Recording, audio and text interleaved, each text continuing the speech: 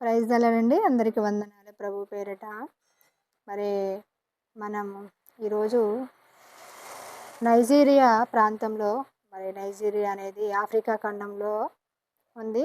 Africa ఖండంలో ఒక దేశము. ఈ నైజీరియా ప్రాంతంలో జరుగుతున్న మరి అన్యాయాన్ని, అక్కడ జరుగుతున్న మారణ హోమాన్ని గురించి మనము ప్రార్థించే బద్దులమేమున్నాము. అసలు ఎందుకు అక్కడ జరుగుతుందన్న విషయంలోకి వస్తే, నైజీరియా ప్రాంతంలో అనేక మంది క్రైస్తవులు అనేవారు ఉన్నారు. ఆ ప్రాంతంలో 50% కంటే ఎక్కువగా క్రైస్తవులు ఉన్నారు. ప్రభుని ఆరాధిస్తూ అనేక విశ్వాసంలో నడిపింపబడ్డ దేవుని పిల్లలు అనేవారు ఆ ప్రాంతంలో ఉన్నారు. అయితే వారి పైన మరి ముష్కరులు, ఉగ్రవాదులు దండెత్తి వారిని మరి చంపివేయడము, ఒకేసారి అనేక మందిని 200 మందిని చంపివేసి ఊచకోత కోసి అక్కడ కుప్పలాగా వేయడం జరిగింది. ఆ విధంగా అయినప్పటికీ మరి 2009 నుంచి ఇప్పటి వరకు ఆ ప్రాంతంలో క్రైస్తవుల పైన మరి దాడులు చేస్తూ అనేకమైన పిల్లలను, మరి చిన్న పిల్లలైనా, వృద్ధులనైనా, స్త్రీలను, పురుషులను అంతా 1,00,000 పైగా చంపడం అనేది జరిగిందంటే, ఈ విషయం పైన మరి అనేకంగా స్పందించడం అనేది లేదు, కానీ చాలా స్వల్పంగా వీడియోస్ ఉన్నాయి.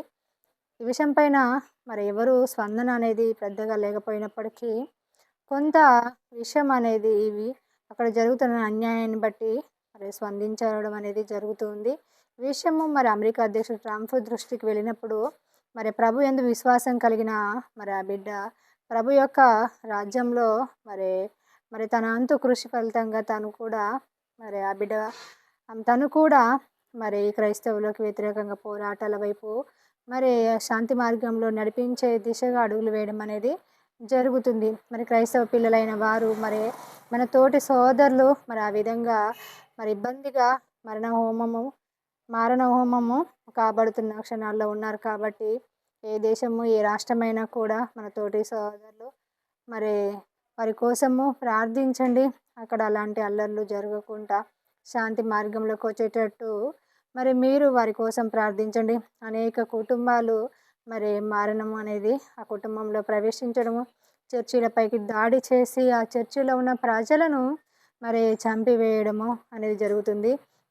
మరి ప్రియా దేవుని జనాంగమా, మరి ఇంత ఇబ్బందికర పరిస్థితుల గుండా వెళ్తుంటే దేవుడు సాయం చేయడంటే, మరి షద్రక్, మేషక్, అబేద్నెగోలు మరి అగ్నిలాంటి సమస్యల గుండా వెళ్ళినప్పుడు దేవుడు మరి ఆయన 4వ వ్యక్తిగా ప్రత్యక్షమయ్యి వారికి సాయం చేశాడు. దానియేలు సింహాల బోనులో వేయబడ్డప్పుడు వారికి సాయం చేశారు. అంటే దేవుడు సాయం చేయలేడని కాదు, సాయం చేయడానికి సమర్థుడు. కానీ లేఖనంల గురించి మనం ధ్యానిస్తే లేఖనంలో ఏమని రాయబడి ఉందంటే, అంత్యకాలంలో మీరు అందరి చేత మత్తయి సువార్తలో మనం చూసుకున్నట్లయితే మరి 24వ అధ్యాయం 3-9 వాక్యాలు ధ్యానించినప్పుడు మనకు అర్థమవుతుంది. శిష్యులు ప్రభు యొద్దకు వచ్చి అడుగుతారు, ప్రభువా మరి మీరు అక్కడికి సూచనలు తెలియపరచమన్నప్పుడు ప్రభు అంటున్నారు, జనము మీదికి జనము, రాజ్యం మీదికి రాజ్యము మరి లెగుస్తాయి. అంతేకాదు అంత్య దినాల్లో మీరు అందరి చేత శ్రమల పాలవుతారు, చంపబడుతారు. మరి అంతము వరకు ఎవరైతే సహిస్తారో వారు మాత్రమే రక్షించబడతారని రాయబడి ఉంది.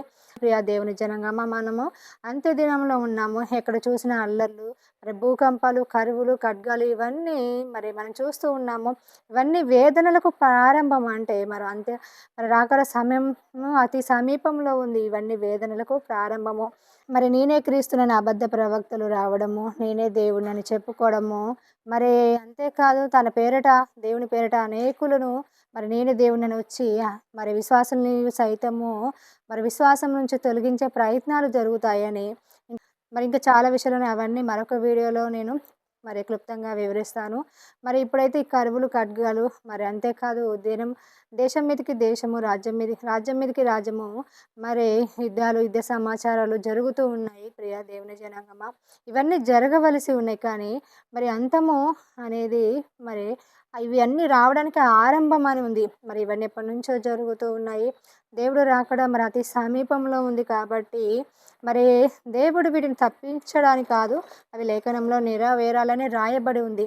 మరి ప్రకటన గ్రంథంలో చూసుకున్నట్లయితే ప్రభు కోసము హతసాక్షులైన ఆత్మలు మరి వారు అక్కడ మొరపెడుతూ ఉన్నారంట. సత్యస్వరూపే నాథ, ఎంతవరకు నువ్వు తీర్పు తీర్చకుందువో అని మొరపెడుతూ ఉన్నారు. ప్రభు అంటున్నారు, కొంత సమయం ఉంది, మీ సహదాసుల యొక్క లెక్క పూర్తయ్యేంత వరకు ఓపిక పట్టండి, కొంత సమయం ఉందని చెప్తున్నారు. అవును ప్రియ దేవుని జనంగమా, మరి దేవుడి యొక్క మరి వర్తమానికులు, మరి దేవుని యొక్క విశ్వాసులు వీళ్ళందరూ మారణహోమం కాబడుచున్నారంటే దాని యొక్క మరి దేవుడి కోసం నిలబడ్డ ప్రతినిధులు కూడా హతసాక్షులు అవుతున్నారంటే ఆ సహదాసుల యొక్క ఎప్పుడైతే లెక్క పూర్తవుతుందో అప్పుడు దేవుడు రాకడ వస్తుంది.